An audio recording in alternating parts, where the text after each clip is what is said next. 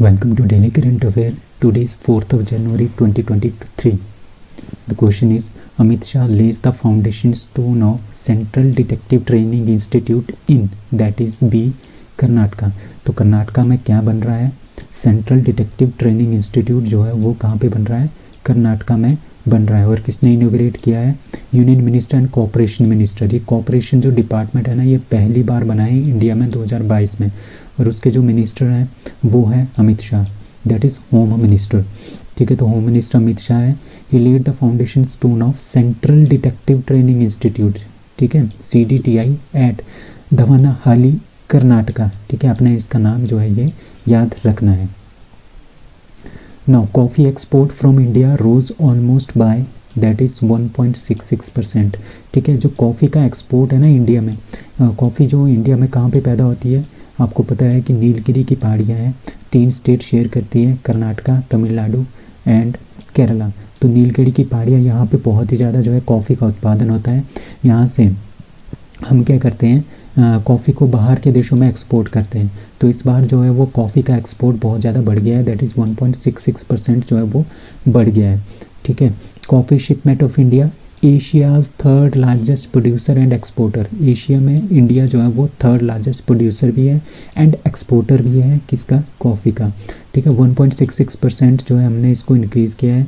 4 lakh ton जो हमने बेची है इस बार कॉफ़ी 2022 में। एक्सपोर्ट्स टूट मतलब कि 2021 में 3.93 लाख टन जो हमने बेचा था, इस बार हमने 4 लाख टन जो है 2022 में बेचा है फॉरेन कंट्रीज़ को। ठीक है, और coffee export was higher at 8,762 crore in 2022। ठीक है, 2021 में था 6,984, बट अब क्या हुआ, 8,762 करोड़ रुपीज़ का जो है हमने एक्सपोर्ट किया है कॉफ़ी का। ठीक है, अब क्लाइमेट, अब कॉफ़ी के लिए किस तरह का क्लाइमेट चाहिए होता है? आपको पता है कि जो साउथ है, साउथ वाला कैसा है, यहाँ का जो क्लाइमेट है, यहाँ पे सबसे ज़्यादा कॉफ़ी होती है। ठीक है, तो कैसा चाहिए होता है? वार्म चाहिए होता है, ह्यूमिड इन्वायरमेंट चाहिए होता है। ठीक है, फ्लक्चुएटिंग टेम्परेचर चाहिए होता है। ठीक है, कॉफ़ी जो है आपको पता है कि साउथ वाला एरिया काफ़ी गर्म है, हॉट चाहिए, मग्गी इन्वायरमेंट चाहिए, और टेम्परेचर 15 से 28 डिग्री सेल्सियस तक जो है वो होना चाहिए। ठीक है, इसके लिए स्ट्रॉन्ग सनलाइट चाहिए। आपको पता है कि साउथ में सनलाइट भी काफ़ी अच्छी होती है। Temperature exceeding 30 degree, cold and snowfall are detrimental to the coffee plantation, मतलब कि ये सब नहीं होना चाहिए, स्नोफॉल वगैरह। ठीक है, 30 डिग्री से ज़्यादा जो है नहीं होना चाहिए, और बहुत ही ज़्यादा कोल्ड भी नहीं होना चाहिए। ठीक है, तो एक तरह का ह्यूमिड इन्वायरमेंट जो है कॉफ़ी के लिए होना चाहिए। तो जो नीलगिरी की पहाड़ियाँ हैं, ठीक है, कर्नाटका, केरला एंड तमिलनाडु में, वहाँ पे सबसे ज़्यादा जो है वो कॉफ़ी होती है इंडिया में। Who becomes 78th grand master of India? ठीक है, दैट इज़ ए कौस्तुभ चटर्जी। जो कौस्तुभ चटर्जी हैं ये 78th ग्रैंड मास्टर बने हैं इंडिया के। ठीक है, अब कुछ और है, like 75th grand master Pranav V, अपने नाम याद रखना है, 76 प्रणव आनंद। ठीक है, उसके बाद 77th कौन बने हैं? चेस ग्रैंड मास्टर इंडिया के आदित्य मित्तल बने थे। अब 78 न्यूएस्ट ग्रैंड मास्टर बने हैं कौस्तुभ चटर्जी। अब चेस ओलंपियाड जो इंडिया में हुआ था कुछ दिन पहले, ठीक है, इसको जो है कौन ऑर्गेनाइज करता है? इसको ऑर्गेनाइज करता है FIDE, federation of international chess. ठीक है, इसको ये ऑर्गेनाइज करता है। और 2022 में 44th जो चेस ओलंपियाड था वो होना था रशिया में। ठीक है, रशिया और यूक्रेन के वॉर के चलते वो जो है शिफ्ट कर दिया गया चेन्नई, इंडिया में। ठीक है, उसमें गोल्ड जीता है उज्बेकिस्तान ने, सिल्वर जीता है आर्मेनिया ने, और ब्रॉन्ज जीता है इंडिया ने। ठीक है, 2024 में जो 45th चेस ओलंपियाड होगा वो होगा बुडापेस्ट, हंगरी में। ठीक है, 2026 का होगा 46 चेस ओलंपियाड, वो ताशकेंत, उज्बेकिस्तान में होगा। ठीक है, आज तक जो चेस ओलंपियाड है उसमें इंडिया ने गोल्ड बस एक बार ही जीता है, 2020 में। ठीक है, इंडिया और रशिया दोनों को जो है गोल्ड मेडल मिला था 2020 में। ठीक है, फर्स्ट चेस ओलंपियाड हुआ था 1924 में। और फेडरेशन ऑफ इंटरनेशनल चेस जो है वो कब बना था? ये बना था 20 जुलाई 1924 को, और 20 जुलाई को हम इंटरनेशनल चेस डे भी मनाते हैं। ठीक है, कहाँ पे बना था ये? पेरिस, फ्रांस में बना था, और हेडक्वार्टर इसका है ल्यूसानी, स्विट्जरलैंड में। इसके जो प्रेसिडेंट है वो है आर्केडी डोरकोविच, एंड डिप्टी प्रेसिडेंट आपने याद रखना है वो है विश्वनाथन आनंद, जो कि इंडिया के पहले ग्रैंड मास्टर हैं। विच गवर्नमेंट लॉन्चेस CM सुरक्षा सहायता कोष? ठीक है। सीएम सुरक्षा सहायता कोष जो है कौन सी गवर्नमेंट ने लॉन्च किया है? That is answer is C, Himachal Pradesh. तो हिमाचल प्रदेश में आजकल इंडियन नेशनल कांग्रेस की सरकार है, ठीक है। तो उसके जो सीएम है सुखविंदर सिंह सुक्खू, अपने नाम याद रखना है। और स्टेट के गवर्नर है Rajendra Vishwanath Arlekar and capital is Shimla and Dharamshala, ठीक है।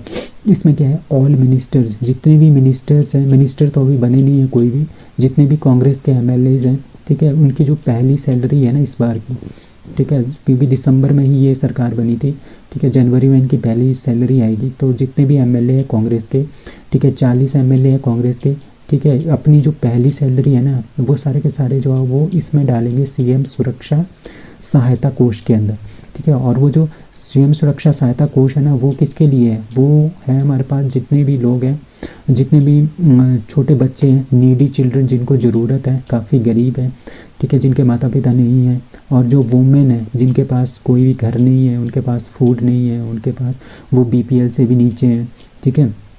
तो उनके लिए ये सारा का सारा पैसा जो है वो दिया जाएगा उनके वेलफेयर के लिए, ठीक है। तो इसका मतलब यही है कि इसका एम यही है कि हायर एजुकेशन देना नीडी पीपल को, और जो वुमेन है जिनके पास घर में खाने के लिए नहीं है, ठीक है, कि जिनके पास कोई काम नहीं है, पैसा नहीं है, फूड नहीं है, तो उनके लिए उनकी सहायता करने के लिए सारा का सारा पैसा जो है लगाया जाएगा, ठीक है। तो किसके लिए? इसके थ्रू वो स्किल डेवलप भी करेंगे, एजुकेशन भी देंगे, हायर एजुकेशन भी देंगे, वोकेशनल ट्रेनिंग भी देंगे चिल्ड्रन को, ठीक है, फाइनेंशियल असिस्टेंस भी देंगे उनको, ताकि वो अपनी लाइफ में एक अच्छी तरह से एक लाइफ जी सके। जिनके माता पिता नहीं होते ना, जो उस तरह के अनाथ टाइप होते हैं, उनके लिए भी ये फैसिलिटी बहुत ही ज़्यादा इंपॉर्टेंट होने वाली है। कहाँ की है ये? हिमाचल प्रदेश की स्कीम है। Hyderabad to becomes India's first city with 100% sewerage facility by that is a May 2022। तो वहाँ के जो मिनिस्टर हैं municipal administration and urban development के, ठीक है, वो तेलंगाना के, that is K T. Rama Rao, ठीक है। उन्होंने क्या बोला है? के.टी. रामा राव ने बोला है कि जो हैदराबाद है ये इंडिया की पहली सिटी बन जाएगी इंडिया में, ठीक है, जिसका जो है 100% सीवरेज फैसिलिटी, सीवरेज जितनी जो सीवरेज फैसिलिटी है ना वो अभी जो 2023 में अप्रैल में ही आ जाएगा, तब तक हम 100% जो है सीवरेज फैसिलिटी प्रोवाइड करेंगे हैदराबाद को, और पहली सिटी बन जाएगी इंडिया की जिसके पास 100% सीवरेज फैसिलिटी है। और वो 31 न्यू सीवरेज ट्रीटमेंट प्लांट्स जो है वो बिल्ड कर रहे हैं 3866 करोड़ के इन हैदराबाद। अब चीफ मिनिस्टर ऑफ तेलंगाना कौन है? K Chandrashekar Rao, and governor of Telangana that is T Soundararajan. Who becomes first person to lose $200 billion? That is Elon Musk. So Elon Musk पहले पर्सन बन गए हैं पूरे वर्ल्ड के जिनको $2000 बिलियन का नुकसान हुआ है, ठीक है। जो ब्लूमबर्ग बिलियनियर इंडेक्स है, ठीक है, जो ठीक है, उन्होंने ये बोला है कि जो टेस्ला के चीफ है, ये टेस्ला कंपनी उसके चीफ है एलन मस्क, ठीक है। ये एकमात्र ऐसे पर्सन है पूरे वर्ल्ड के जिनको $2000 बिलियन का जो है वो घाटा हुआ है। क्यों हुआ है, कैसे हुआ है, ठीक है, वो अभी पता करते हैं। जैसे मस्क है, ठीक है, उन्होंने क्या किया, उन्होंने ट्विटर खरीदा, कितने डॉलर में? $44 बिलियन में उन्होंने ट्विटर खरीदा। उसके लिए पैसे तो चाहिए थे $44 बिलियन। तो इसने क्या किया, इसकी एक टेस्ला कंपनी है, ठीक है, उसने टेस्ला के शेयर्स जो है वो बेच दिए। टेस्ला के शेयर जो है कंटिन्यूसली बेचता रहा। उसके थ्रू क्या किया, इसने ट्विटर को एक्वायर कर लिया, ठीक है। तो जैसे इसने ट्विटर को एक्वायर कर लिया तो ये दूसरे पर्सन बन गए जेफ बेजोस, जो अमेज़न के जो फाउंडर हैं जेफ बेजोस। उसके बाद ये दूसरे ऐसे इंसान बन गए जो $2000 बिलियन से जिसके नेटवर्थ हो गई है, ठीक है। उसके बाद क्या हुआ, इसके बाद इसको बहुत ज़्यादा लॉस हुआ टेस्ला के अंदर, टेस्ला के शेयर में इसको बहुत ज़्यादा लॉस हुआ, ठीक है। तो इसकी वजह से क्या हुआ, मस्क की जो वेल्थ है ना, एलन मस्क की, वो $137 बिलियन जो है वो और नीचे चली गई पिछले साल, ठीक है, पूरे साल में। तो ये पहले इंसान बन गए हैं पूरे वर्ल्ड के जिसको $200 बिलियन का जो है वो नुकसान हुआ है।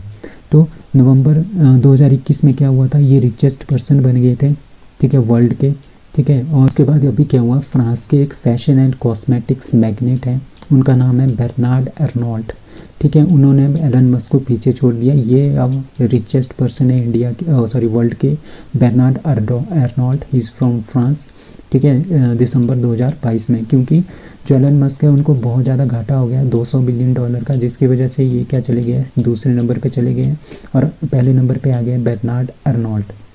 ठीक है, एलन मस्क है कौन, ये फाउंडर है एंड सीईओ है, ठीक है, किसके, स्पेसएक्स के, टेस्ला के, और अभी ये सीईओ है ट्विटर के भी। इन्होंने ट्विटर जो है खरीदा था कितने, 44 बिलियन डॉलर्स में। What is the majority verdict supreme court, with what majority verdict supreme court finds no flaws in demonetisation process. अब 2016, 8 नवंबर 2016 आपने ये याद रखना है, ठीक है। उस दिन क्या हुआ था, उस दिन डिमोनेटाइजेशन हुई थी। जो पुराने नोट्स थे 500 एंड 1000 के, वो जो है वो बंद हो गए थे, ठीक है। उसकी जगह पे नए नोट्स आ गए थे 500 और 2000 के, ठीक है। तो उसके बाद क्या हुआ, 58 डिफरेंट पिटीशन जो है वो सुप्रीम कोर्ट में डाली गई थी कि भाई ऐसा है कि जो गवर्नमेंट है उन्होंने ये जो फैसला लिया है, ये बस 2-3 दिन के अंदर अंदर ही इन्होंने ये फैसला लिया है एकदम से नोटिफिकेशन निकाल के, तो और ये बिल्कुल ही फ्लॉप हुआ है और इसके अगेंस्ट जो है कार्रवाई होनी चाहिए गवर्नमेंट के ऊपर।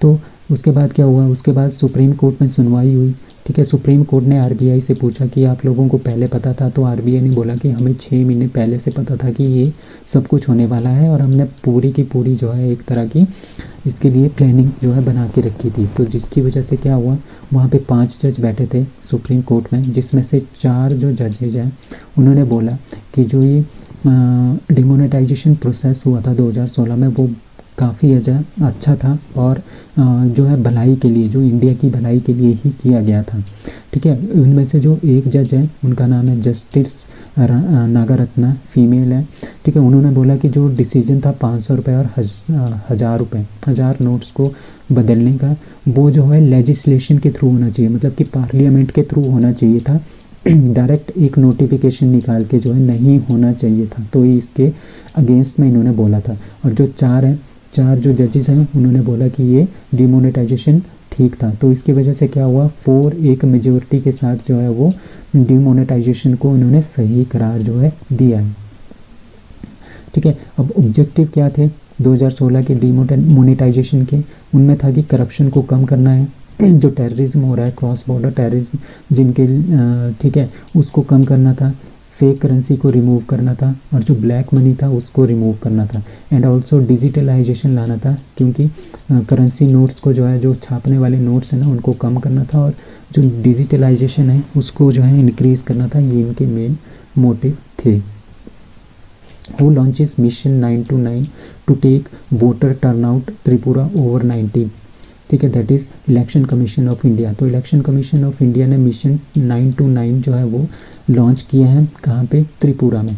त्रिपुरा में क्यों लॉन्च किया है, क्योंकि वहाँ पे जो वोटिंग है ना वो 90% से ऊपर लेके जाने के लिए जो है वो ये मिशन जो है स्टार्ट किया है। यहाँ पे 929 पोलिंग बूथ्स है, इसीलिए इसका नाम रखा है मिशन 929, ठीक है। 92% से ऊपर हमने इसके जो है जो वोटिंग है, ठीक है, वोटिंग है उसको इंक्रीज़ करना है, ठीक है।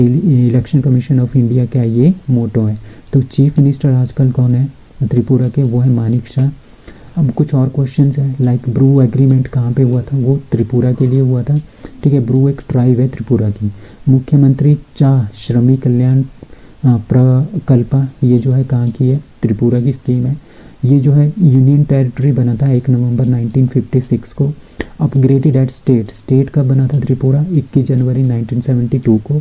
एंड ये किसके नाम पे रखा है त्रिपुरा सुंदरी जो टेम्पल है उनके नाम पे जो है ये रखा है त्रिपुरा नाम of that particular state. So that's all for today, thank you.